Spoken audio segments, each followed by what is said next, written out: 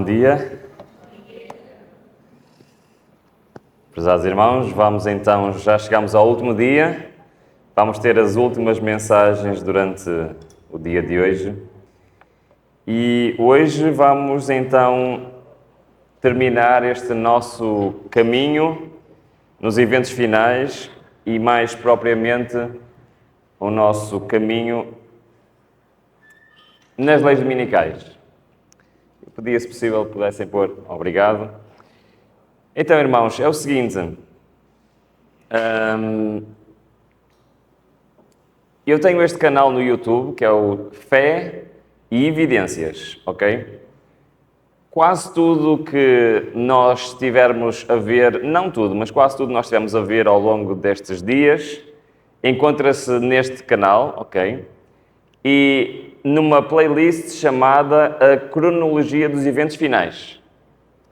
É claro que isto já foi gravado há algum tempo, há alguns pormenores adicionais que não estão ali, mas se os irmãos quiserem ver com mais calma, que até tem algumas coisas também que eu não consegui ter tempo de falar aqui. Se quiserem entrar em contacto comigo, têm duas formas, ou pelo Instagram, ruben.fe.pt, por e-mail, diz e-mail aqui, não é? Ok. ruben.fe.pt. Atualmente, o meu Ministério Fé e Evidência está em parceria com a União Portuguesa e também com a TV Novo Tempo e estamos a fazer dois programas em conjunto, ok? Que é o Grande Conflito e o Sola Escritura. Estes programas primeiro passam no Novo Tempo Portugal e depois vêm aqui para o meu canal. Portanto, aqui no meu canal já tem duas temporadas do Grande Conflito, a temporada 1 e a temporada 2. É um projeto que eu estou a fazer em conjunto com outro apresentador que é aqui do Brasil, que é o Jefferson Araújo, não sei se conhecem, lá mais para o sul do Brasil. Nós somos os dois apresentadores do programa O Grande Conflito e para quem não conhece, o que é o Grande Conflito? O Grande Conflito é um documentário com 42 episódios que correspondem aos 42 capítulos do livro O Grande Conflito, ok? Mas o que é que nós fizemos? Nós fomos aos locais onde se passam as histórias que estão relatadas no Grande Conflito e nós filmámos lá nos locais. Então o primeiro episódio foi filmado em Israel, o segundo episódio foi filmado e o terceiro foi filmado na Itália. E temos episódios filmados quer nos Estados Unidos, quer em 14 países da Europa. E o objetivo é não só relatar a história que está no Grande Conflito, falar das doutrinas que estão no Grande Conflito, mas também mostrar os locais onde as coisas aconteceram. Okay? Por isso eu recomendo, se gostam de história, se gostam do livro Grande Conflito, a temporada 1 e a temporada 2 já estão disponíveis. A temporada 3, primeiro episódio foi na sexta-feira passada, na próxima sexta-feira vai o segundo episódio da terceira temporada. O Sola Escritura, que é outro, não está aqui, está noutra playlist. Também tem um seminário completo sobre o santuário, tem vários conteúdos, se os irmãos tiverem curiosidade. Já agora, inscrevam-se no canal, nós temos atualmente 230 mil subscritores, mas todos são bem-vindos à comunidade de Fé e Evidências. Bom, passando às apresentações, e aqui um bocado de publicidade, não é? Vamos para a nossa mensagem. Nós estivemos a estudar o passado. Nós vimos que esta questão das leis dominicais não é nada de novo. Não é uma invenção dos adventistas do sétimo dia, não é algo que algum iluminado lembrou-se que irá haver no futuro, é algo que já aconteceu no passado e que a Bíblia diz claramente que vai acontecer novamente no futuro. Nós vimos que no passado a primeira lei foi o descanso ao domingo, a segunda lei foi trabalhar ao sábado, a terceira lei foi o impedir comprar e vender, a quarta lei foi a pena de prisão e a quinta lei foi a pena de morte. E nós estamos a estudar o que se passa no nosso mundo hoje, estamos a comparar o passado com a profecia. E não sei se já repararam, mas pelo menos até agora, As 3 primeiras leis também vão acontecer no futuro. Concordam comigo ou não? Foi isso que nós vimos? Sim. Nós vimos que a profecia aponta em Apocalipse 13, 14, que irá haver também uma lei de descanso ao domingo, que, como no passado, não trará consequências para quem guarda o sábado, mas que será um sinal da última oportunidade para o povo de Deus se preparar. Ok? É a última oportunidade. Preparar no sentido de ter o seu próprio sustento. Vimos também que os argumentos principais para a instituição desta lei será o argumento moral e científico. Depois vimos que mais tarde haverá uma lei a obrigar a trabalhar ao sábado. E que o argumento principal para esta lei será um argumento económico, financeiro. Ok? Teremos de contribuir para a recuperação financeira do nosso mundo. Esta lei encontra-se em Apocalipse 13, 14, e que corresponde e faz a todos que seja posto um sinal na mão direita ou nas suas testas. Ou seja, só a partir desta lei é que nós temos o selo do Deus vivo ou a marca da besta. O que significa que só a partir desta lei é que o selamento pode iniciar. Nós não sabemos quanto tempo depois o selamento vai iniciar, mas tem de ser depois desta lei. E isto significa o quê? Significa que lá, no santuário celestial, em qualquer altura após a segunda lei, o julgamento vai passar dos mortos para os vivos. E ser julgado em vida é algo que traz muitas repercussões. Porque o destino eterno das pessoas vai estar o quê? Vai estar selado, vai estar definido. Então esta lei representa receber o selo de Deus ou a marca da besta. Vimos ontem que haverá uma terceira lei. Assim como no passado, o povo de Deus, como está em Apocalipse 13, 17, para que ninguém possa comprar ou vender, senão que ele tiver o sinal. Ou seja, haverá controle total sobre as pessoas. E é por isso que o povo de Deus terá de ter o quê? Sustento próprio. Não vamos poder depender da sociedade para obter absolutamente nada.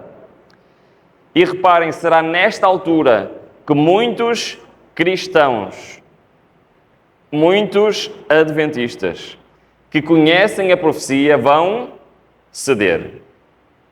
Vocês lembram-se que eu vos contei uma história? Que durante a maior parte do tempo de perseguição do Império Romano, nem sempre havia perseguição ativa.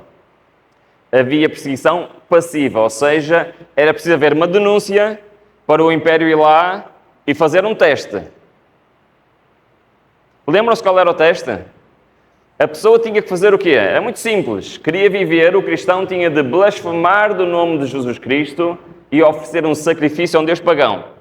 Se fizesse isso, podia viver ele e a sua família. Se não fizesse, eles eram mortos. Sabem que muitos cristãos mantiveram-se firmes, independentemente da pena de morte. Mas sabem que houve muitos cristãos que... Pois é. Houve muitos cristãos que estavam plenamente decididos e crentes, que acreditavam em Cristo, acreditavam na palavra de Deus, mas quando enfrentaram a pena de morte, o que é que eles fizeram? Vacilaram. E isto quer dizer, irmãos, que no futuro, aqueles que não estiverem 100% preparados, o que é que vai acontecer? Vão vacilar. Nós vamos ver como é que isso vai funcionar. Mas antes de continuarmos e vemos o que é que acontece depois da terceira lei dominical, nós vamos passar aqui alguns minutinhos para tentar perceber o que vai acontecer à igreja durante esta altura. Pode ser? Antes de avançarmos, podemos nos concentrar um pouquinho na igreja? Sim. Que consequências estas leis vão ter na igreja? No povo de Deus. Ok. Mas para isso nós precisamos de rever alguns conceitos que nós sabemos, mas vamos rever muito rapidamente. Este versículo diz: e o dragão irou-se contra a mulher e foi fazer guerra aos restantes de sua descendência, os que guardam os mandamentos de Deus e têm o testemunho de Jesus Cristo. Certo? Conhecem este texto, não conhecem?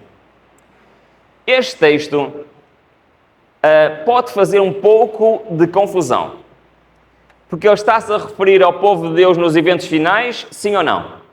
Sim. Está a dizer que o povo de Deus nos eventos finais tem duas características principais. Guardam os mandamentos de Deus. Nós já vimos que isto é importante ou não? Sim, isto vai ser o foco dos eventos finais. Os mandamentos de Deus, a lei de Deus ou a lei dos... ou a lei dos homens. Mas depois o texto diz e já sabem qual é a diferença entre o e e o ou, não sabem? O i implica que tem que ter as duas coisas. E têm o testemunho de Jesus Cristo. Ora, nós podemos olhar para este versículo como estas sendo as duas características principais do povo de Deus nos eventos finais. E na teologia clássica adventista, sabem muito bem que nós associamos o testemunho de Jesus Cristo a quê? Bom, porque em Apocalipse 19 diz que o testemunho de Jesus é o espírito da profecia. E mais em Apocalipse 22 diz que o testemunho de Jesus são os profetas. Então reparem bem, o povo, durante os eventos finais, tem dois pilares onde se agarrar: a lei de Deus e o espírito de profecia. Ok, nós erradamente, como é que eu vou dizer isto sem ofender ninguém? Nós, por costume, dizemos que o espírito de profecia é o quê? Os escritos de quem? De Ellen White. Na realidade, o espírito de profecia é toda a revelação profética. Inclui Ellen White, mas não é só Ellen White. Perceberam? Espírito de profecia é todo o espírito profético. Estamos a falar dos profetas bíblicos, desde os maiores aos menores. Isso é espírito de profecia. Mas quando o texto nos diz, então, que a igreja nos eventos finais guarda os mandamentos e tem o profeta, tem o espírito profético, isto significa que a revelação profética vai ter um papel fundamental nos eventos finais. Concordam comigo ou não? Sim? Concordam? Então, a lei de Deus tem um papel fundamental? Tem, mas a revelação profética também tem um papel muito importante. Bom, então há aqui um conceito que nós precisamos de entender um pouquinho melhor. É que a Bíblia diz que Deus não faz nada, nunca intervém neste planeta sem primeiro fazer o quê? Revelar os seus segredos aos seus servos, os profetas. Perceberam este conceito? Muito bem. Então, antes de Cristo vir a este mundo encarnar, houve vários profetas que falaram sobre essa vinda ou não? Sim. Antes do dilúvio, houve espírito de profecia a avisar que iria haver o dilúvio, sim ou não? Sim. Então, antes de uma intervenção de Deus, o que é que há? Revelação profética. O mundo está-se a aproximar da maior intervenção da história de Deus neste planeta ou não? Então concordam comigo que é lógico que antes que isso aconteça, exista revelação profética. Concordam comigo ou não? Sim? Muito bem. Aliás, a Bíblia diz claramente e fala, tanto em Joel como nos outros livros, que a revelação profética será uma realidade nos últimos dias.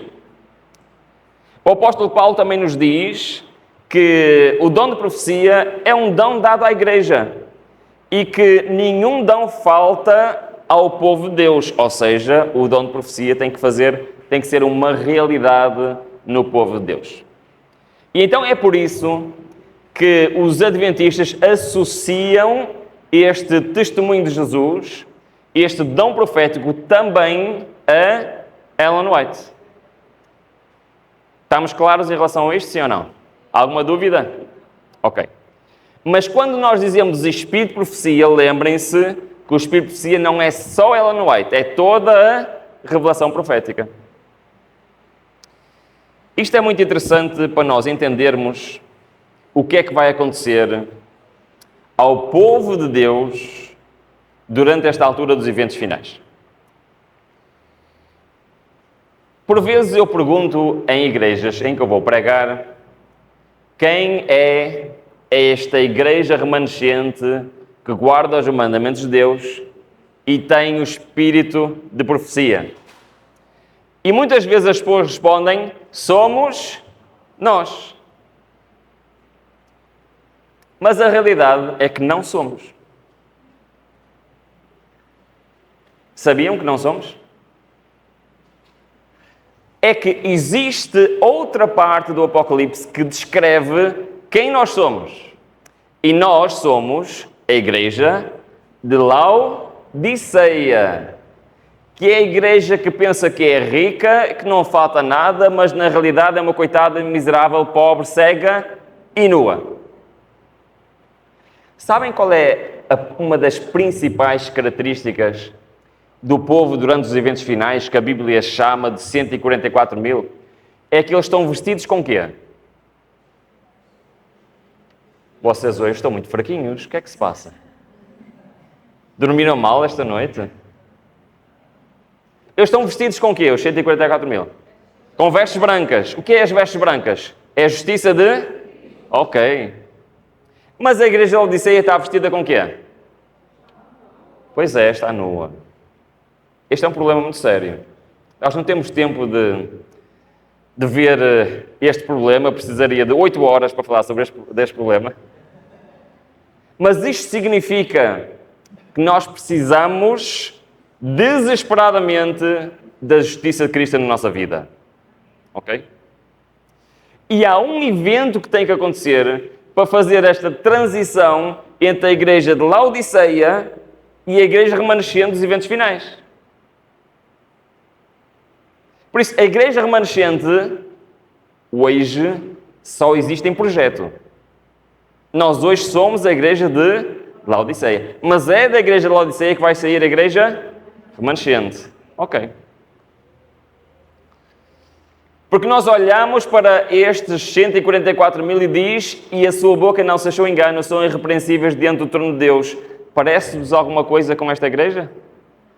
Não. É totalmente diferente. Então nós temos no capítulo 13 a igreja de Laodiceia, temos no capítulo 7 a primeira descrição e vislumbre de quem seriam os 144 mil no futuro, mas depois no Apocalipse 14 temos no presente os 144 mil. O que é que isto quer dizer? Quer dizer que entre o capítulo 3 e o capítulo 13 tem de acontecer alguma coisa.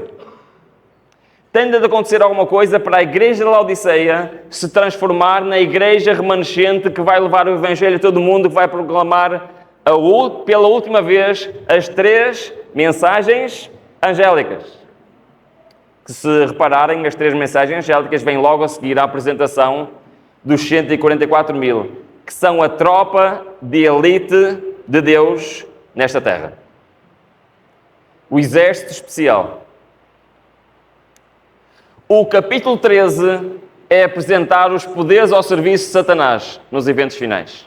O capítulo 14 é a resposta de Deus com a sua tropa de elite. Neste grande conflito entre o bem e o mal, capítulo 13 tem os agentes de Satanás, capítulo 14 tem quem?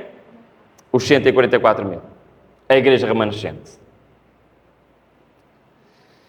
Então o que é que tem de acontecer? Bom, vamos supor que aquilo que está descrito antes do capítulo 14 é o evento que vai desencadear esta mudança na igreja. Pode ser?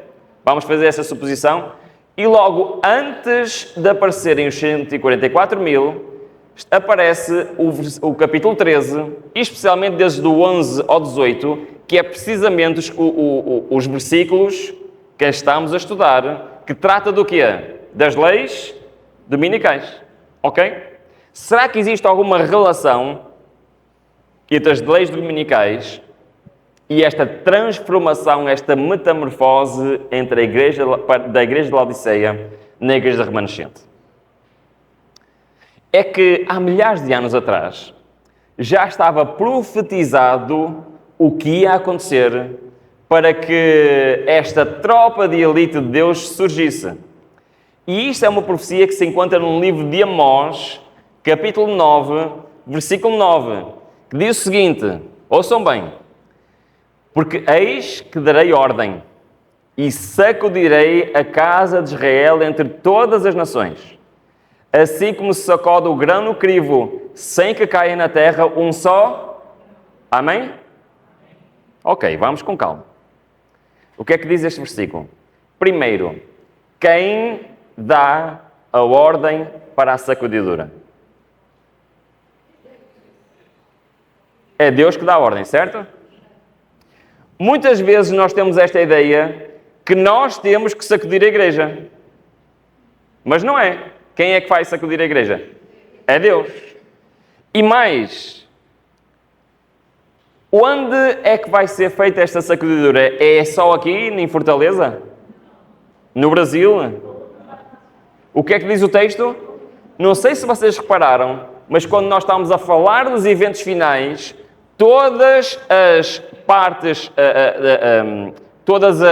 os acontecimentos reportam-se apenas a algum local específico? Apenas a algum país específico? Não. Reporta-se a quê? A toda a Terra. Então esta sacudidura final será feita e será aplicada em toda a Terra. Mas esta sacudidura não é para o mundo. O que é que diz o texto? Sacudirei a casa de Israel. Então a sacudidura é para quem? É para nós. É para quem conhece as profecias. É para quem acredita na lei de Deus. É para quem segue o Espírito de profecia. Interessante. Mas depois termina a dizer que não haverá um único servo fiel que cairá ao chão. Que quem sairá será um quê? Será o joio. E o trigo permanecerá. Amém? Ok. Isto é um conceito interessante. Mas será então que este acontecimento está ligado às leis dominicais? Vamos ver. Nós vamos tentar estabelecer a altura temporal da sacudidura, está bem?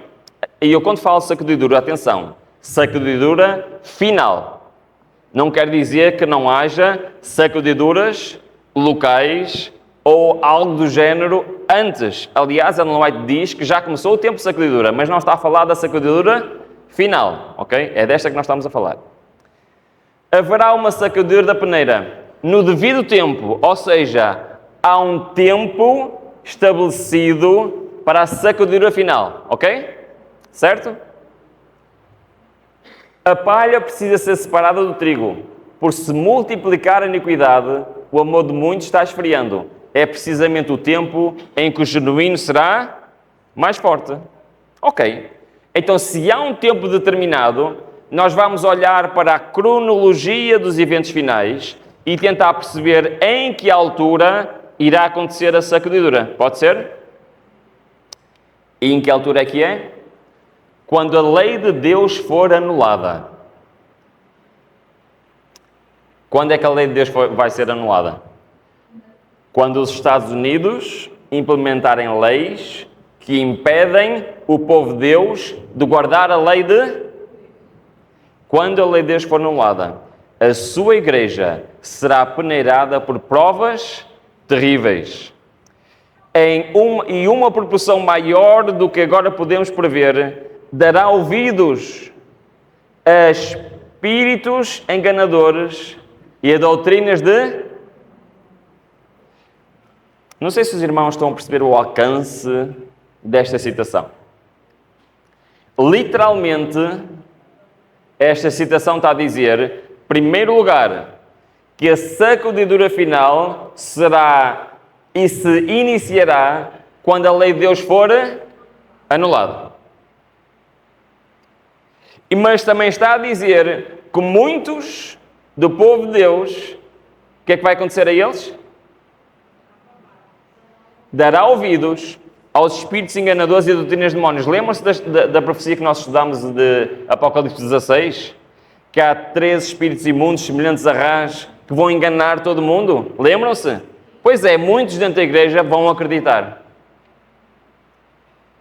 Porque, reparem, a comunicação social, que é a profecia de Apocalipse 16, tem um poder muito grande de influência na sociedade.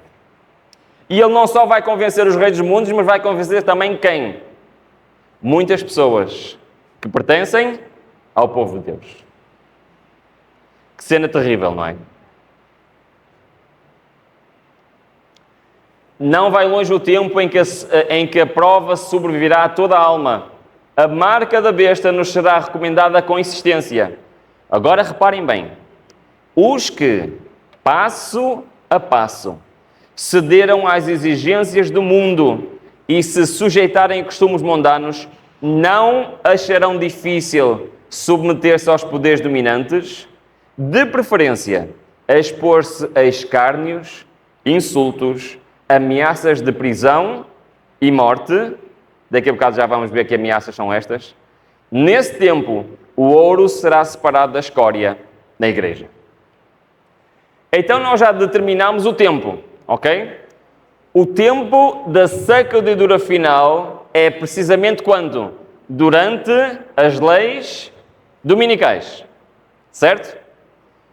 Concordam ou não? Sim? Ok. Está a ver se vocês estavam ainda aqui comigo, não é?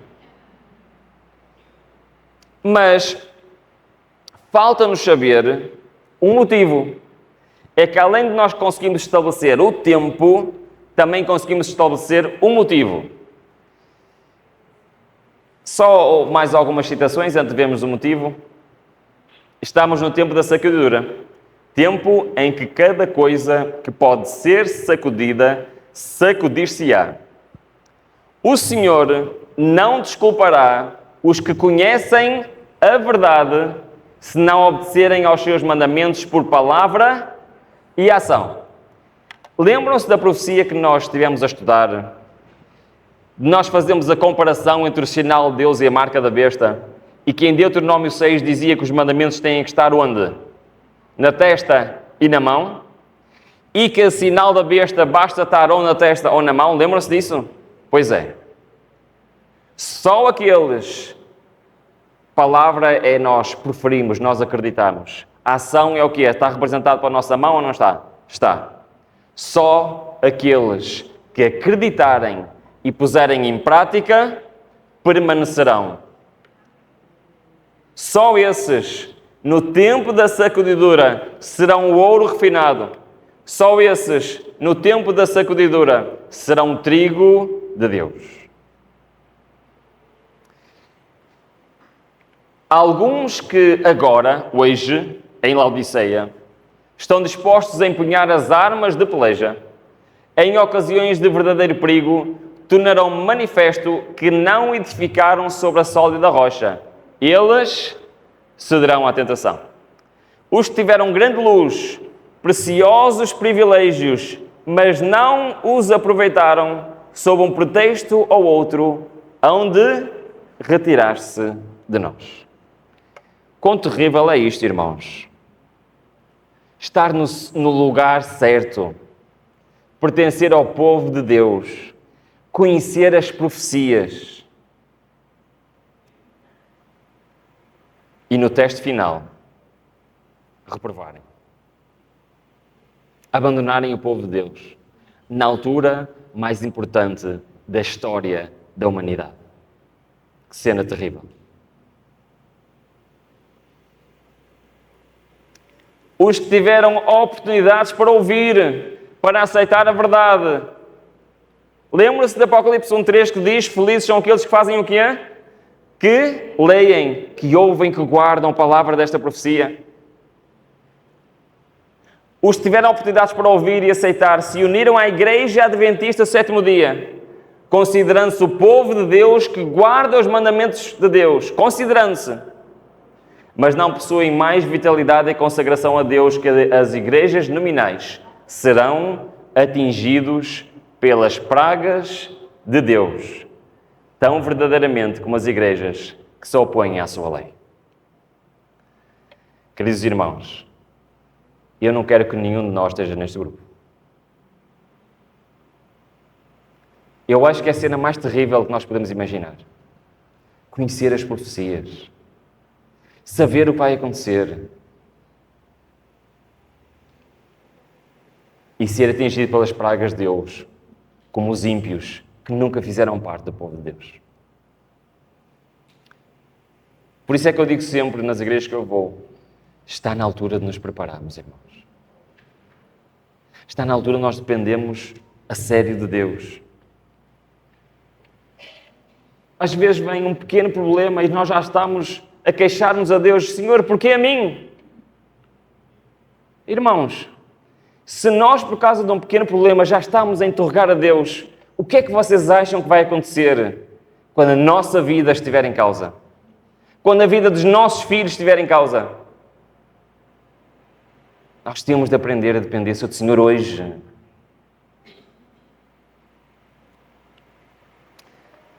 Vamos então ao motivo. Já vimos o tempo, já vimos quem vai sair, quem vai ficar, mas existe um motivo específico que vai provocar a sacudida da igreja. Então, Ruben, mas o motivo não é as leis dominicais? Sim, as leis dominicais vão fazer pressão na igreja, mas esse não será o motivo da sacudidura. Há um motivo interno que vai separar a igreja e dividir a igreja em dois grupos. Vamos ver qual é o motivo. Ao vir a sacudidura, pela introdução de falsas teorias, nós já vimos quais foram essas falsas teorias que vão enganar todo mundo. Esses leitores superficiais, não ancorados em parte alguma, são como a areia movediça. Escorreguem para qualquer posição para agradar a tendência de seus sentimentos de amargura. Então, quem não tem um conhecimento aprofundado, não está, segundo este texto, o quê? Não está verdadeiramente ancorado. O que é que acontece a um barco que ele não está bem ancorado? A um navio, o que é que acontece? Ele vai com a corrente ou não vai? Vai com a corrente. Então, para não irmos com a corrente, nós precisamos estar o quê? Ancorados. Ok. Então é importante sabermos o que é âncora. Vamos ler. Antes de vermos qual é a âncora. Quando a serva do Senhor se referia aos seus próprios escritos, que nome é que ela dava a eles? Muito bem. Testemunhos, ok? Por isso, quando nós lermos testemunhos, está-se a referir a quê? Estão comigo ainda? Quando nós lermos Ellen White a falar de testemunhos, está-se a referir a quê? Aos seus escritos, ok? Para que não haja dúvidas. Estas mensagens foram apresentadas como uma âncora para o povo de Deus. Aqueles que as compreendem e recebem serão preservados de serem varridos pelos muitos enganos de Satanás. Ok, agora vou ter que ter cautela aqui com esta citação. Vamos lá ver se nós entendemos isto, ok? Os escritos de Ellen White substituem a palavra de Deus? Não substituem, ok? Sabem que muitas outras denominações acusam-nos de que os escritos da serva do Senhor substituem a Bíblia. Nós não acreditamos nisso, pois não? Ok. Mas nós acreditamos no ministério profético de Ellen White, certo? Ok, então como é que nós harmonizamos estas duas coisas? Há muitos anos atrás, há 40 anos atrás, eu fiz uma viagem com os meus pais, de lá de onde nós morámos em Portugal, no norte de Portugal, e o nosso destino era Paris, na França, ok? São 1.600 km. Eu sei que para a vossa realidade 1.600 km não é muito, mas para nós 1.600 km é muito. Mas sabem o que é que não existia que ajuda muito nas viagens há 40 anos atrás? O que é que nós usamos hoje nas viagens que nos indica o caminho? O GPS, não é? É uma boa invenção o GPS, não é? Há 40 anos atrás não havia GPS. Sabem o que é que havia? Havia um mapa. Pois é. Para chegarmos lá da zona do Porto, onde nós morávamos, até Paris, nós precisávamos de um mapa da Europa. Então nós tínhamos um grande mapa da Europa e aquele mapa, é claro que se nós não soubermos ver o mapa, não vamos a lado nenhum, não é? Mas nós, seguindo o mapa, lá fomos, já atravessámos todo o norte de Espanha, atravessámos a França de sul a norte e chegámos a Paris. Quando nós chegámos a Paris, nós precisávamos de ir para uma rua específica em Paris, onde estava a casa ou apartamento de uma pessoa amiga onde nós íamos ficar. Certo? Então, nestes últimos quilómetros, nós podíamos usar um mapa da Europa? Sim ou não? O que é que vocês acham? Não, porque o mapa da Europa não tem as ruas de Paris. Só tem as ruas para chegar a Paris. Então, o que é que nós precisamos? Nós precisávamos de ver mais detalhe, de fazer um zoom, certo? Então, nós pegámos no mapa de Paris. E no mapa de Paris nós fizemos aqueles últimos quilómetros. Tá? Agora, o mapa de Paris contraria ou substitui o mapa da Europa? Não. Qual é a única coisa que o mapa de Paris faz em relação ao mapa da Europa? Ele dá alguns detalhes adicionais que nos permitiram fazer aqueles últimos quilómetros. Eu acredito que esta é uma boa comparação para a Bíblia e para os escritos, os testemunhos de Ellen White. Substituem a Bíblia? Não, não substituem. Mas especialmente nos últimos quilómetros, dá-nos detalhes que nos ajudam a não desviar do caminho. Posso dar um exemplo prático disto? Sim, vou dar um exemplo. A Bíblia, nós fizemos o estudo, perdemos aqui no sábado quase uma hora a fazer estudo. A Bíblia fala ou não no selo de Deus vivo, o sábado e a marca da besta o domingo? Fala ou não sobre isso? Fala. Fala ou não quais são os que fizemos o estudo? Fala ou não quais são os poderes que vão estar nos eventos finais a dominar a cena mundial? Fala ou não fala? Fala. Diz ou não Apocalipse 13 que todo mundo será enganado por eles? Diz isso ou não diz? Diz. Diz quais são os argumentos que vão ser usados para enganar as pessoas? Não. Onde é que nós vimos esses argumentos? Na Espírito Profecia. Então, esses argumentos contrariam a narrativa bíblica? Não contrariam, mas dão mais detalhes ou não dão? Mas, irmãos, esses pequenos detalhes serão fundamentais nos eventos finais. Para eu conseguir perceber aquilo que está a passar à minha volta, esses detalhes fazem toda a diferença. Então estamos prontos para perceber a próxima citação.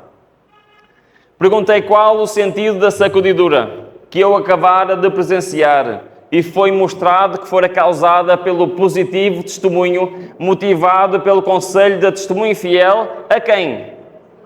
À igreja de Laodiceia. Eu não sei se conseguiram entender o que é que esta citação está a dizer, mas esta citação está a dizer que a sacudidura será o fruto de acreditarmos ou não nos escritos de Ellen White. Então haverão dois grupos na igreja, a igreja de Laodiceia. Quais são os grupos? Aqueles que aceitam os testemunhos, aqueles que rejeitam os testemunhos. E o que é que vai acontecer? Uma sacudidura. Então, isto é um aspecto fundamental para nós entendermos o que é que vai acontecer à igreja durante esta altura terrível, esta altura das leis dominicais. A igreja vai se separar em dois grupos. Os que aceitam os testemunhos e os que não aceitam os testemunhos. Ora, que diferença é que isto faz? Faz alguma diferença? É que se eu não aceito estes pequenos detalhes que me orientam os últimos quilómetros, eu vou conseguir chegar, estou a voltar à história, não é? Vou conseguir chegar ao apartamento final? Não vou. Então eu vou ser enganado pelos enganos de Satanás. Esse testemunho terá o seu efeito sobre o coração de que o recebe, levando-o a exaltar a norma e declarar positiva a verdade. Alguns não suportarão esse claro testemunho, opor-se-ão, e isso causará uma sacudidura entre os filhos de Deus. Então este é o motivo da sacudidura. É isto que vai dividir em dois a Igreja de Deus. E eu olho hoje para a minha igreja, não a minha igreja local, mas para a minha igreja em termos gerais. E eu tenho ido a alguns países em que isto, irmãos, já é uma realidade. Bom, vamos continuar. Então é por isso que Apocalipse 12 destaca estes dois pontos, porque estes dois pontos são fundamentais nos eventos finais. A lei de Deus é fundamental nos eventos finais? É. Mas a revelação profética também é fundamental nos eventos finais. E nesta revelação profética inclui os testemunhos dados por Deus à serva do Senhor. E se nós rejeitarmos esta parte da revelação profética, nós estamos prontos para ser enganados pelos enganos de Satanás. Uma coisa é certa, os adventistas do sétimo dia, que se colocam sob o estandarte de Satanás, abandonarão primeiro a sua fé nas advertências e repreensões contidas nos testemunhos do Espírito de Deus. Estão a perceber o que é que está nesta citação? Sabem quem serão os piores inimigos do verdadeiro povo de Deus? Pois é, são estes. Que rejeitam o quê? A totalidade do Espírito de profecia. Abandonam as fileiras da igreja e vão acusar aqueles de serem os responsáveis de tudo o que está a acontecer. O derradeiro engano de Satanás, o último engano de Satanás será anular o testemunho do Espírito de Deus. Não havendo profecia, o povo se corrompe. Satanás operará habilmente de várias maneiras e por diferentes instrumentalidades para perturbar a confiança do povo remanescente de Deus no verdadeiro testemunho. É por isso que a revelação profética é tão importante nos eventos finais. Esse será o ponto que causará uma sacudidura e que irá transformar a igreja de Laodiceia na igreja remanescente, que vai pregar as 3 mensagens angélicas. A igreja talvez pareça como está prestes a cair, mas não. Conhecem esta citação, não conhecem? Pois, sabem a que é que se refere esta citação? À sacudidura. Ela permanece ao passo que os pecadores de Sião serão lançados fora na sacudidura. A palha separada do trigo precioso. É esse um transe terrível. Não obstante, importa que tenha lugar. Ao aproximar-se a tempestade, uma classe numerosa que tem professado a fé na mensagem do terceiro anjo, mas não tem sido santificada pela obediência à verdade, abandona a posição, passando para as fileiras do adversário. Mas sabem, tem mesmo de acontecer. O trabalho que a igreja tem deixado de fazer em tempo de paz e prosperidade terá de realizar em terrível crise, sob circunstâncias mais desanimadoras e proibitivas. Mas é verdade. Será nesta altura que, finalmente, o alto clamor será uma realidade. Será nesta altura em que as 3 mensagens angélicas são pregadas a todo o mundo. E será nesta altura que todas as pessoas que nunca ouviram falar do Evangelho terão a oportunidade de decidir conscientemente de que lado querem estar. O zelo dos que obedecem ao Senhor aumentará à medida que o mundo e a igreja se unirem para invalidar a lei. Toda objeção levantada contra os mandamentos de Deus abrirá o caminho para o avanço da verdade e habilitará os seus defensores a apresentarem seu valor perante os homens. Há uma beleza e poder na verdade que nada poderá tornar tão evidente como a oposição e a perseguição. É por isso que será nesta altura da perseguição que haverá esta sacudidura e que o verdadeiro cristão se tornará um pilar, se tornará uma árvore. Lembram-se da profecia de Apocalipse 7? Que ele confia do Senhor é como uma árvore plantada junto às águas. Estandarte após estandarte era arrastado no chão, à medida que grupo após grupo do exército do Senhor se juntava ao inimigo e tribo após tribo das fileiras do adversário se unia ao povo de Deus que guarda os mandamentos. Que promessa incrível!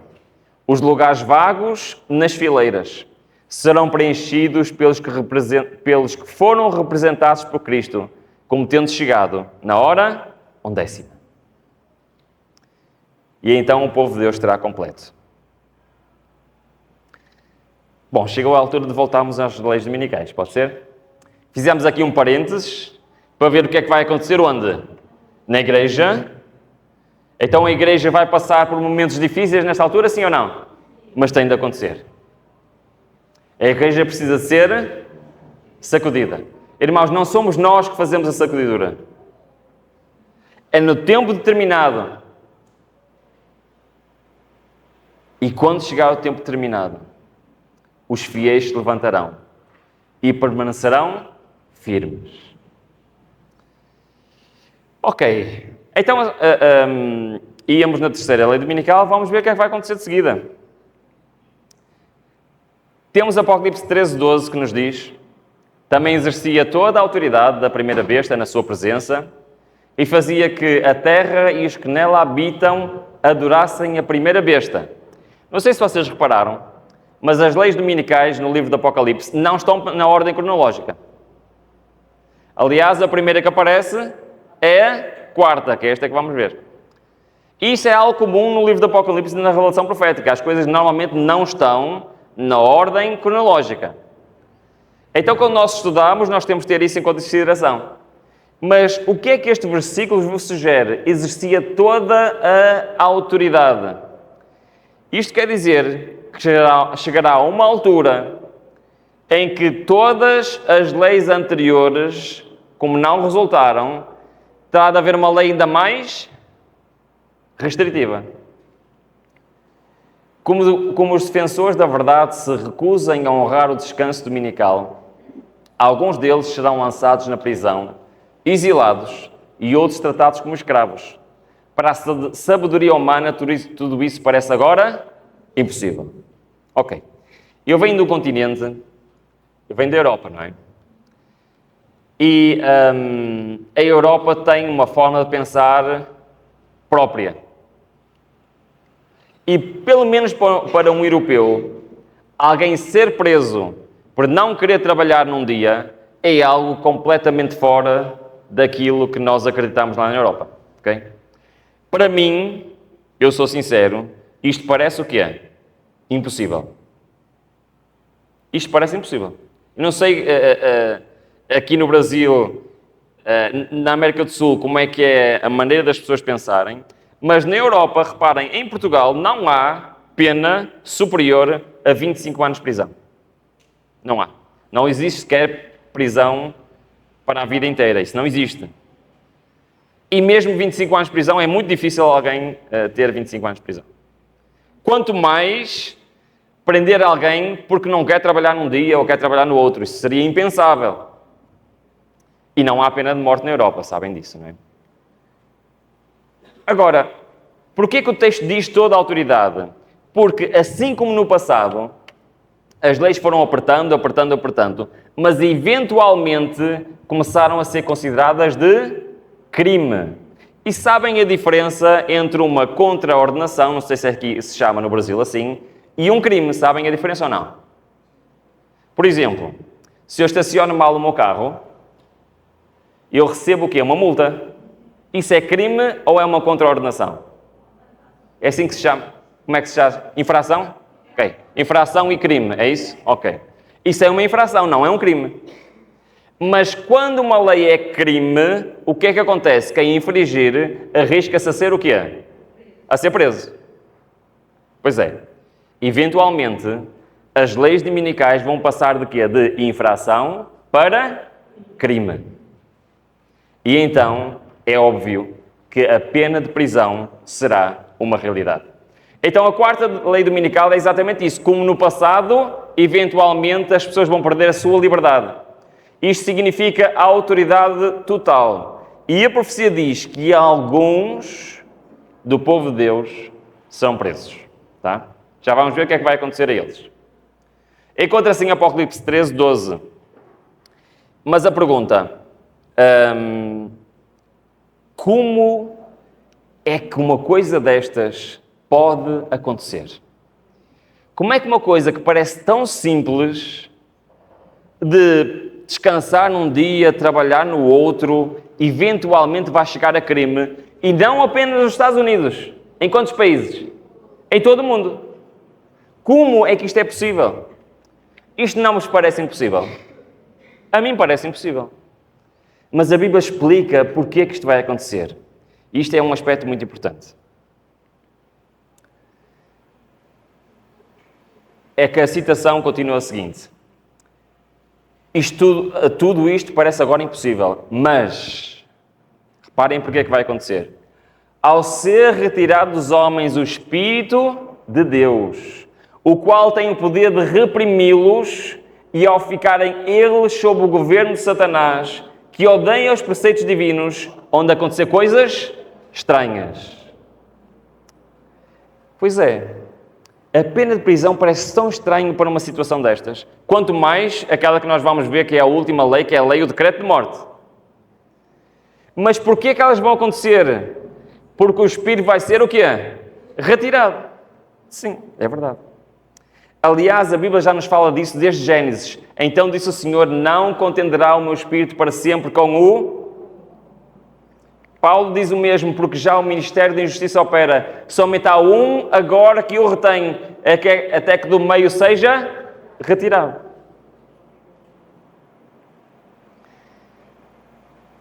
Sabem que quando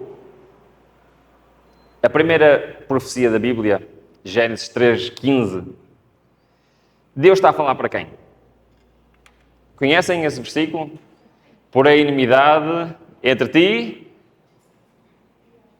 e a mulher. Está a falar para quem? Deus. Está a falar para a serpente? Está a falar para a serpente. Não é estranho Deus estar-se a dirigir à serpente, a Satanás, e dizer, eu vou pôr inimizade entre ti e o homem, e o meu povo. Não é estranho isso? É interessante que quando Satanás tinha o plano de levar o homem à queda, e ele pensava que levando o homem à queda, o homem estaria 100% do lado de Satanás. Ele pensava isso. Então Deus está a informar a Satanás, olha, ao contrário do que tu pensas, eu vou intervir no homem. E quem aceitar vai ser teu inimigo. E o que é isto? Esta inimizade é representada pela ação de quem? Pela ação do Espírito Santo. Deus estava a dizer a Satanás, tu pensavas que iam todos para o teu lado? Pois é. O Espírito do Senhor vai dar a oportunidade ao homem de se decidir se quer estar do teu lado ou se quer estar do meu. Irmãos, por isso é que nem sei como dizer isto. Não adianta ser adventista do sétimo dia. Não adianta conhecer a verdade.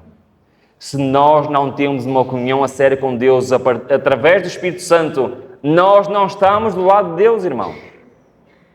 Se nós não colocamos a nossa vida nas mãos de Deus, se a ação do Espírito Santo não é uma realidade na nossa vida, nós podemos estar no lugar certo, mas não estamos do lado de Deus.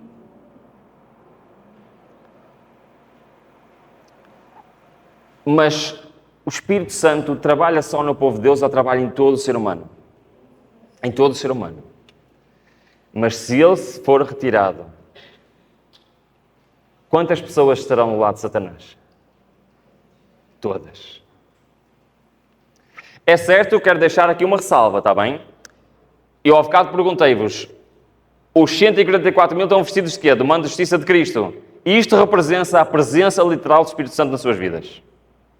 Ou seja, o Espírito Santo vai ser retirado do mundo, mas não vai ser retirado do povo de Deus. Ninguém se salvaria sem o Espírito Santo. Sem o Espírito Santo, nós não somos ninguém. Não podemos fazer absolutamente nada. Estaremos todos do lado de Satanás. Mas se o Espírito Santo é retirado de todas as outras pessoas, alguma coisa impede-as de fazer as coisas mais terríveis e imaginárias? Nada. O mundo estará entregue nas mãos de Satanás. É por isso que estas coisas terríveis vão acontecer. Mas, por outro lado... Não, eu vou deixar isto para daqui a bocado. Vamos avançar só mais um bocadinho e já explico isto.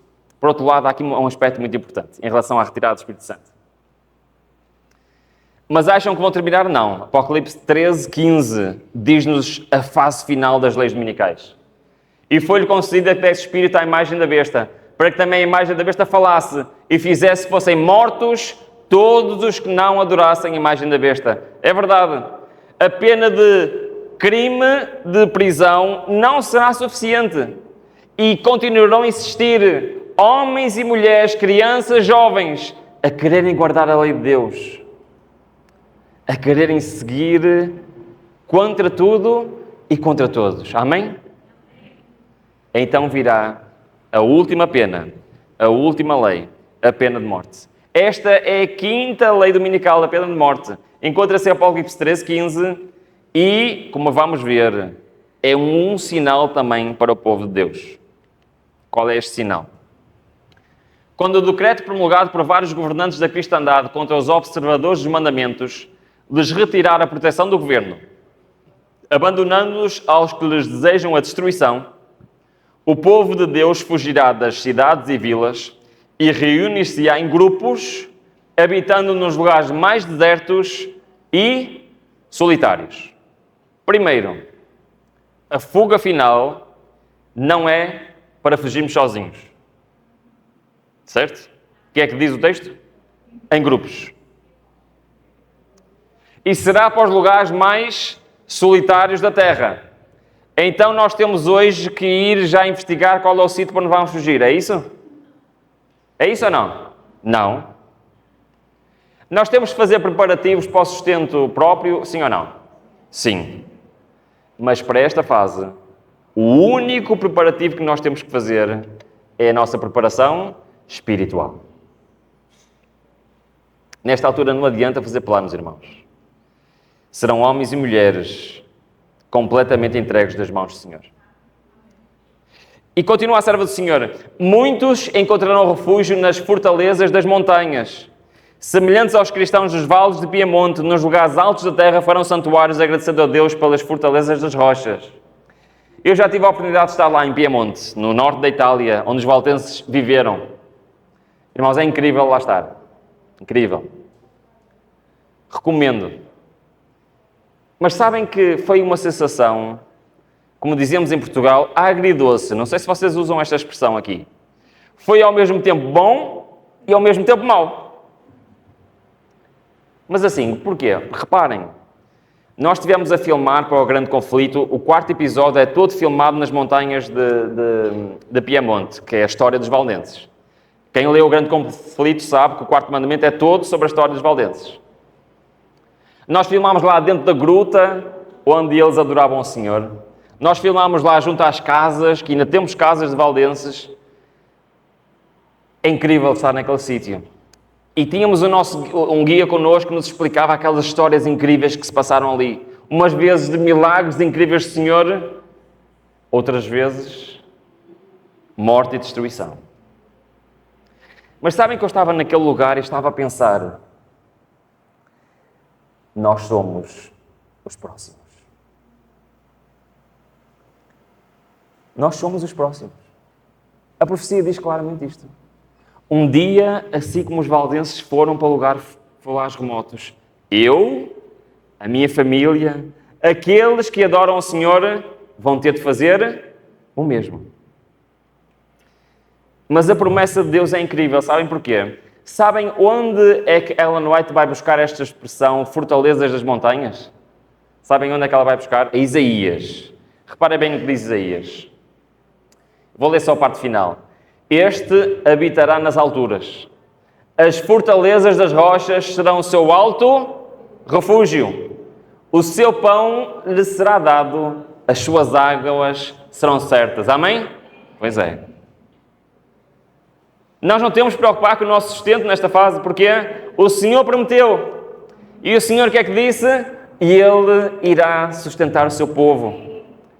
Irmãos, Ele não promete uma mansão na montanha. Não é isso que Ele promete. Ele promete: o teu pão não te faltará. A água será certa. E então, assim como no passado, que nós tivemos leis cada vez mais restritivas, está aqui a lista, nós vimos isso no domingo. No futuro temos exatamente igual, ou seja, a história se vai repetir. Não serão leis, como no passado, exclusivamente religiosas. Serão no futuro leis baseadas no engano. São leis baseadas em argumentos que vão enganar as pessoas. E vão levar a uma lei que descansa ao domingo, segundo Apocalipse 13, 14. Mais tarde a uma lei de trabalho ao sábado, Apocalipse 13, 16. Mais tarde comprar e vender, Apocalipse 17. Mais tarde penas de prisão, Apocalipse 13, 12. E por fim, pena de morte, Apocalipse 13, versículo 15. E eu queria concluir esta parte antes de irmos para as cenas finais. Eu já não sei há quanto tempo estou a pregar. Uma hora? Ok. Vou precisar mais um bocadinho. Antes de irmos para as cenas finais, eu queria destacar aqui um pormenor que é muito importante. Lembram-se, nós temos estudado em Apocalipse 7, que a ira de Deus não seria derramado até o quê? Exatamente. Até que algo acontecesse relacionado com o selo Deus vivo e até que todos sejam selados. Lembram-se disso? Ok. E nós vimos que o selamento corresponde a quê lá no Santuário Celestial? Ao julgamento dos vivos. Começa pela casa de Deus, sim ou não? Começa. Então vamos imaginar isto, ok? Vamos tentar raciocinar quais são as implicações. Começa o julgamento dos vivos. Começa pela casa de Deus. É atribuído a sentença, certo? Simbolicamente a Bíblia fala em selamento, ou seja, selado com o selo Deus vivo, vida eterna. Selado com a marca da besta, condenação eterna. Concordam comigo ou não? Até aqui, sim? Muito bem. Ora, à medida que os vivos vão sendo selados e terminando a casa de Deus começam as outras pessoas, quando termina o selamento, quer dizer o quê? Que todos estão julgados. Concordam comigo ou não? Então, o selamento, não existe um dia marcado para o selamento. O selamento é o quê? O que é o selamento? O selamento começa com os julgamentos vivos e termina no final dos julgamentos vivos. Até aqui, estamos bem ou não? Sim? Perceberam? Alguma dúvida, pergunta? Então, quando terminar o julgamento lá em cima, tem de haver alguma coisa que acontece, certo? De acordo com o Apocalipse 7, o que é que acontece? Se os ventos estão retidos até que todos sejam selados, o que é que acontece quando todos estiverem selados? Os ventos. Concordam ou não? Sim. Vamos ver? É exatamente isso que diz. Não há ventos, não há destruição, não há ira de Deus, até que hajamos selado nas suas testas os servos do Senhor. E ouvi o número selados e eram 144 mil. Ora, nós avançamos na profecia e vamos ao Apocalipse 15 e diz lá quem são estes ventos. Diz lá o que é a ira de Deus. O que é que diz? E vi no céu ainda outro sinal grande e admirável, 7 anjos que tinham as 7 últimas pragas, porque nelas é consumada a ira de Deus. Então, as 7 últimas pragas já fazem parte do julgamento de Deus. Fazem parte de quê? Da ira de Deus. É a ira de Deus a ser derramada neste planeta. Mas então, esperem lá, vamos com calma. Todos já têm a sua sentença, sim ou não? Então isto já é parte da execução do julgamento. Estão a perceber ou não? Porquê? Já não é juízo investigativo, ele já terminou. O julgamento já terminou. Ok, e para quem é? Vamos ver. Depois disto olhei e abriu-se o santuário do tabernáculo do testemunho no céu. E saíram do santuário 7 anjos que tinham as 7 pragas, vestidos de linho puro, resplandecente, cingidos à altura do peito com cintos de ouro. Um dos 4 seres viventes deu aos 7 anjos 7 taças de ouro cheias de quê? Da ira de Deus, que vive pelos séculos dos séculos. E o santuário se encheu de fumaça pela glória de Deus e pelo seu poder. E ninguém podia entrar no santuário enquanto não se consumassem as 7 pragas dos 7 anjos. Estão a perceber o que é que Apocalipse nos está aqui a querer dizer? Que logo antes da queda das pragas, o que é que foi fechado no céu? O santuário. O que é que isto quer dizer? Acabou. Acabaram os ministérios de Cristo. O julgamento acabou. O destino eterno todo está decidido. E isto significa, então, que tudo está pronto para o derramamento das 7 últimas pragas. Terminaram os ministérios de Cristo. Terminou o julgamento. Todos estão selados e vai-se iniciar a execução do juízo. Agora, vamos falar só um bocadinho sobre o Espírito Santo. Porquê é que a Bíblia indica que o Espírito Santo se vai retirar desta terra? Qual é a função do Espírito Santo no coração do homem? Não é levá-lo ao arrependimento? Não é levá-lo a Cristo? Agora faço-vos uma pergunta. Se aparecer o meu nome lá no Santuário Celestial e o meu destino eterno está decidido, se aparecer o nome de... Bom, vou continuar. O meu nome está decidido. E eu não tenho coragem de dizer o contrário, por isso vou dizer, e for achado aprovado, o Espírito Santo vai continuar comigo ou não? Sei. Mas se alguém for julgado no Santuário Celestial e for achado condenado, existe alguma obra do Espírito Santo para aquela pessoa? Não. Então o Espírito Santo retira-se. E quando a última pessoa for julgada, em quantas pessoas o Espírito Santo está a trabalhar? Só nos salvos. Retirou-se de todo o mundo. Já não existe mais a ação do Espírito Santo. Porque já não há mais lugar ao arrependimento. Acabou. Já não há mais perdão de pecados. Porque os ministérios de Cristo terminaram. Tudo está decidido. E pela primeira vez na história, neste mundo caído, temos o destino de todos determinado. Em que os salvos vivos estão salvos e os perdidos estão perdidos. Já não há volta atrás. Já não há segunda oportunidade. Por isso é que Apocalipse diz: quem é injusto, seja injusto ainda. Quem é sujo, seja sujo ainda. Quem é justo, seja justificado ainda. Quem é santo, seja santificado ainda. E eis que cedo vem, o meu galardão está comigo, para dar a cada um segundo a sua. Nesta altura, todo o plano da salvação está em risco. Todo o plano da salvação está em risco. Basta um pecado de um servo do Senhor para tudo desmoronar. Porquê? O que acontece? O julgamento terminou ou não terminou? Sim. Já há a segunda oportunidade de julgamento? Não. Se alguém do povo de Deus, entre o final do julgamento e a segunda vinda de Cristo pecasse, o que é que isso implicava? Que ia para o céu o quê? O pecado ia para o céu. Um pecador ia para o céu.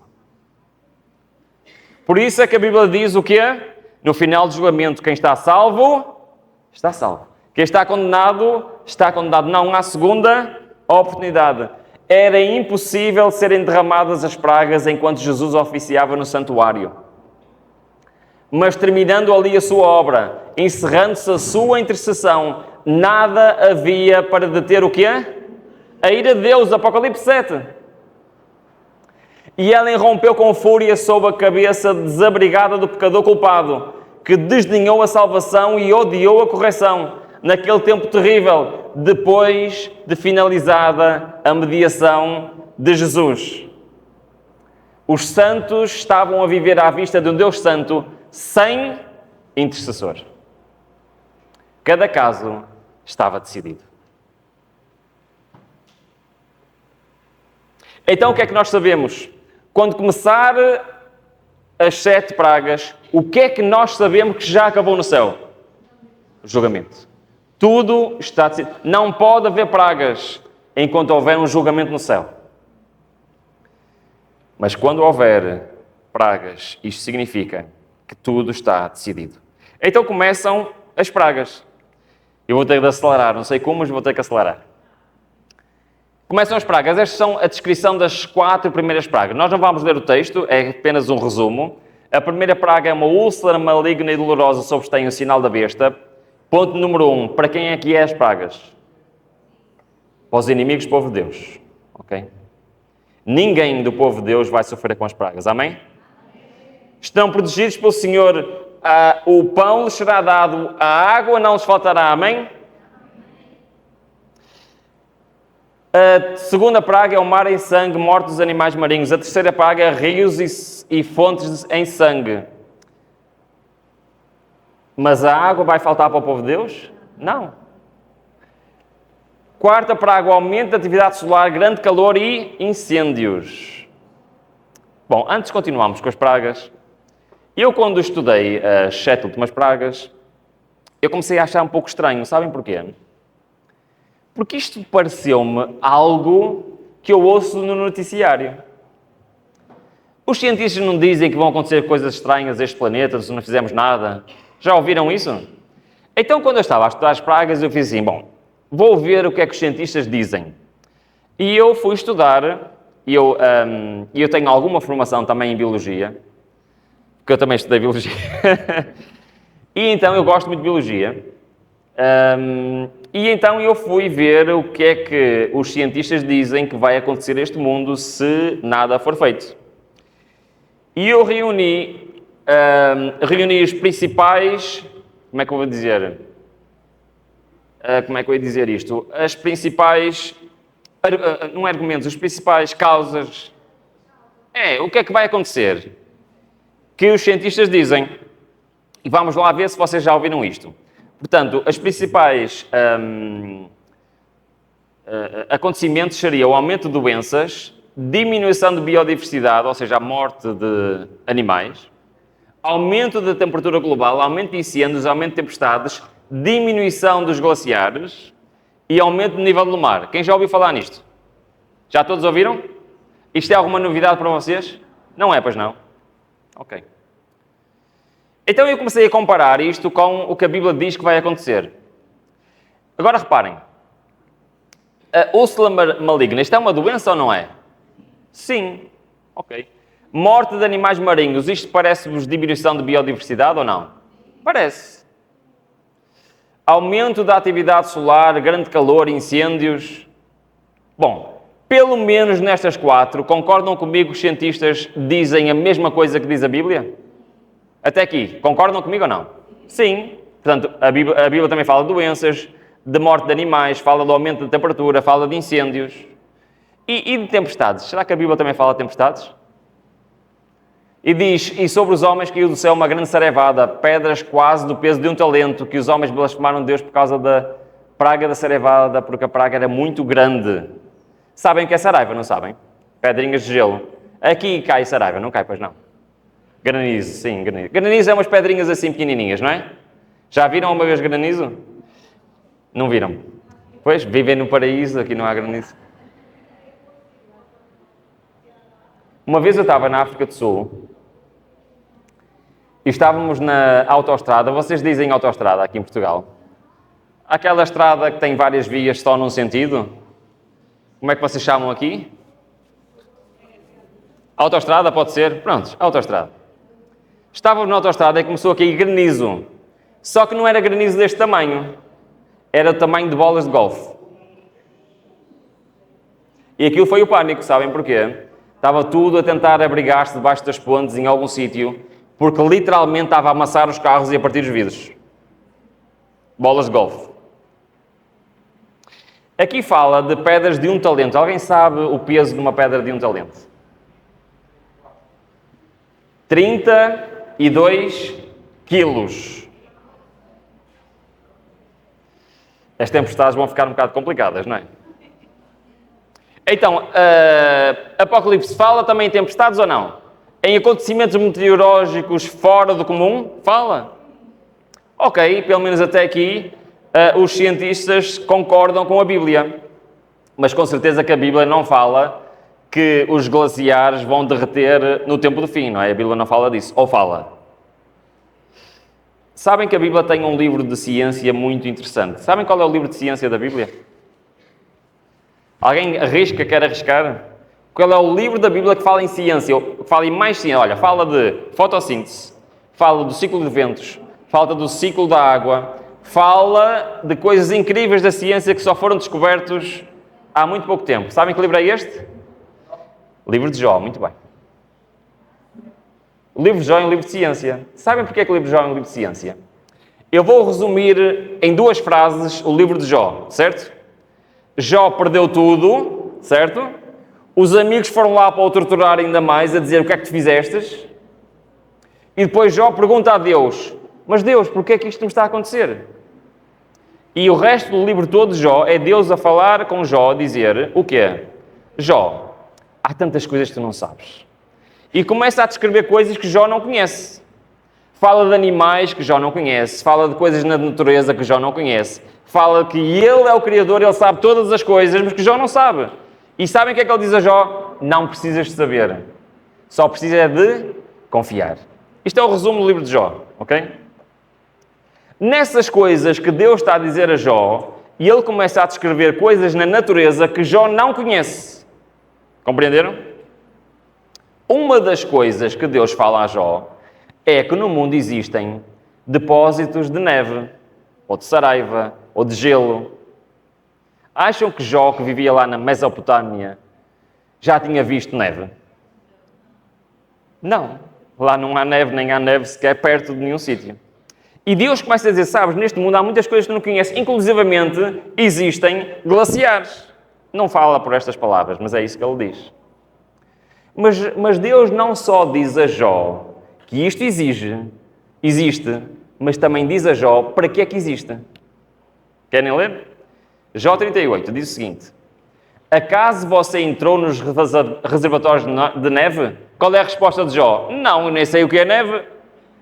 Já viu os depósitos de saraiva? Não, eu não faço a mínima ideia do que é isso. E agora reparem o que é que Deus diz: que eu guardo para os períodos de tribulação, para os dias de guerra e combate. Então o que é que Deus está a dizer a Jó? Existe glaciares neste planeta, sim ou não? Existe. Estão guardados para quando? Para as cenas finais deste planeta. Incrível, não é? Bom, então Ellen White descreve as cenas finais deste planeta dizendo o seguinte: a Terra inteira se levanta, dilatando-se como ondas do mar. Sua superfície está a quebrar-se, seu próprio fundamento parece ceder, cadeias de montanhas estão a sussurrar, desaparecem ilhas habitadas. Os portos marítimos que pela iniquidade se tornam como Sodoma são tragados pelas águas enfurecidas. As mais orgulhosas cidades da terra são derribadas. Os suntuosos palácios em que grandes homens do mundo dissiparam suas riquezas com a glorificação própria desmoronam-se diante dos seus olhos. As paredes das prisões fendem-se e o povo de Deus, que estiver retido em cativeiro, por causa de sua fé, é libertado. Amém? Pois é.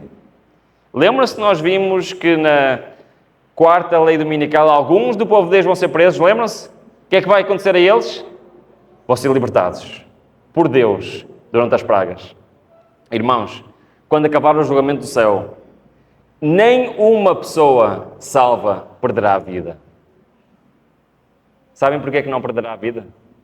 O único motivo que leva a Deus permitir que verdadeiros servos percam a vida ou sejam mártires é se isso contribuir para a salvação de quem?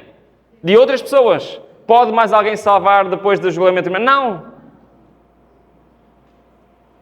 Ninguém poderá tocar num fio de cabelo do povo de Deus após o término do julgamento. E mesmo os que estarão presos serão libertos. Mas o que é que vocês acham desta descrição do que vai acontecer a este planeta? Parece-vos algo idêntico daquilo que os cientistas dizem que vai acontecer, sim ou não? Sabem o que é que eu achei quando eu estudei estas coisas? Parece que os cientistas foram à Bíblia ver o que a Bíblia diz que vai acontecer e eles andam a dizer o que é que vai acontecer.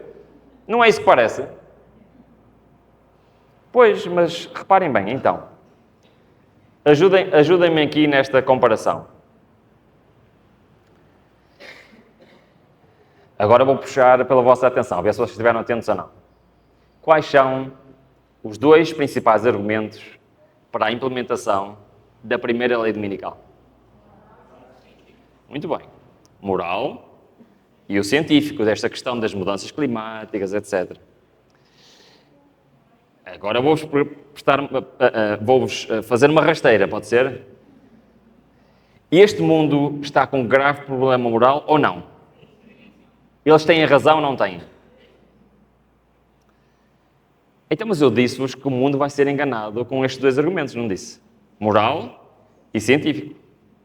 Mas aquilo que os cientistas dizem que vai acontecer ou não vai?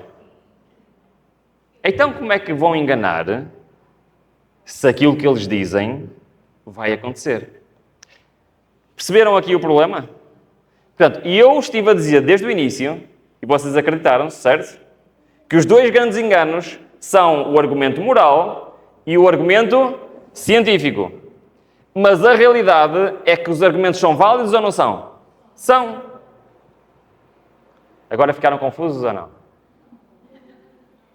Irmãos, prestem muita atenção. O engano não está nos argumentos. Está na solução. Perceberam? E eles mostram os dois problemas do mundo? Mostram ou não? Mostram. E apresentam o quê? Uma solução. Apresentam ou não? Sim. O engano não está nos argumentos, irmãos. Isto vai mesmo acontecer. Nós vivemos realmente num mundo que está a caminhar para os seus capítulos finais. Tanto em termos de moralidade, como na própria natureza. Vai mesmo acontecer. O engano não está nos argumentos. O engano está na solução. Parar o mundo um dia por semana vai resolver alguma coisa? Zero. O engano está na solução. Porque a única solução para este mundo é Cristo. É a sua lei. É a sua vontade. E é por isso que inicialmente, quando estas coisas começarem a acontecer, não vão dar mais força aos inimigos do povo de Deus. Mas eventualmente chegamos à quinta praga. Babilónia é atingida pelas pragas. Então, como assim? Nós estamos a fazer tudo, nós, os outros, não é? Estamos a fazer tudo o que vocês disseram. Estamos a perseguir aqueles que se insistem a guardar a lei de Deus. E tudo está a acontecer na mesma? Então aparece a praga número 6, que segundo o texto bíblico diz, o rio Eufrates se vai secar. Foi assim que Babilónia foi destruída ou não? Quando o rio secou? Foi. É assim que Babilónia será destruída. Quando o rio secar. O que é que em profecia é águas? O que é? Povos. As pessoas vão perceber finalmente que foram enganadas. Em vez de destruírem o povo de Deus, quem é que eles vão destruir? Babilónia. Chegará o dia da destruição de Babilónia, que é precisamente a praga número 7. Bom, eu vou terminar por aqui, já não tenho tempo para mais. Já teríamos muitas coisas para ver, mas infelizmente já não temos tempo. Mas eu queria vos deixar com esta mensagem. Bom, o que nós íamos ver de seguida é o acontecimento que vai se efetuar depois da sétima praga, ok? Qual é que vocês acham que é o acontecimento depois da sétima praga? A volta de Cristo. Obrigado, irmã. Mas não é. Existe outro acontecimento ainda. É a ressurreição especial, ok? Nós íamos estudar Daniel 12 para ver a ressurreição especial. E o que é que implica isto? Está bem, nós não temos tempo. Fica para uma próxima oportunidade. Mas tenho essa mensagem lá no meu canal, depois se quiserem ver, está bem? É uma mensagem incrível, nós entendermos a importância que a ressurreição especial tem. Mas eu queria-vos deixar esta mensagem, nós já vimos as 5 leis dominicais. E não sei se vocês repararam, mas eu quero repetir aquilo que já disse muitas vezes aqui. Irmãos, este conhecimento não é fundamental para a nossa salvação. Porquê é que eu estou a dizer isto? Não basta conhecer a profecia. Se eu não estiver espiritualmente pronto e este conhecimento não me serve de nada, e eu irei para as fileiras do inimigo como se eu não conhecesse as profecias. As profecias foram postas na palavra de Deus com objetivos claros. Primeiro objetivo, aumentar a nossa confiança no Senhor. Porque para Ele o passado, o presente e o futuro são a mesma coisa. E se há alguém que nós podemos confiar, é aquele que sabe o que vai acontecer. Fortalecimento da nossa fé. Segundo motivo, para não sermos enganados. A Bíblia diz que, se possível for, enganaria até os escolhidos. Mas não é possível. Sabem porquê que não é possível? Porque eles agarraram-se à palavra de Deus. E agarraram-se ao Senhor desta palavra. E este é o desafio para cada um de nós. Irmãos, está na altura. Eu acho que está na altura. De nós entregarmos-nos sinceramente ao Senhor. Eu não sei quando é que estas coisas vão começar. Eu não sei quando é que o Senhor virá. Eu não sei quando será a primeira lei dominical. Mas uma coisa eu sei. Cada dia que passa é menos um dia. E nós vimos ao longo destes dias que o mundo está totalmente pronto. Irmãos, eu preciso estar pronto. Porque isto tudo acontecerá. Esteja eu pronto ou não. Que o Senhor nos abençoe grandemente. Que o Senhor abençoe esta igreja aqui, neste local. Abençoe as nossas famílias. E que nos ajude a entender que se nós colocarmos Deus em primeiro lugar, estaremos prontos. Porque tudo o resto nos será acrescentado. O Senhor nos abençoe. Amém.